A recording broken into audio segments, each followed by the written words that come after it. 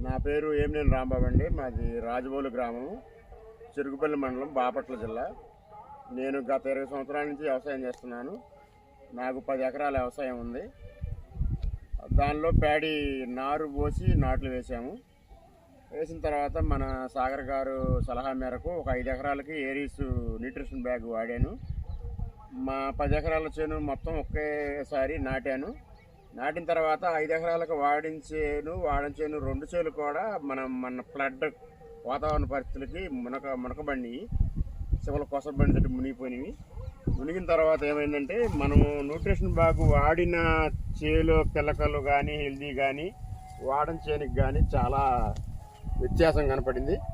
మనకి వాడిన బ్యాగ్లో పొలంలో ఏరు వ్యవస్థ కానీ మరి పిలకలు చేయటం కానీ పిలకలు హెల్దీగా ఉండటం కానీ చాలా అద్భుతంగా ఉందండి.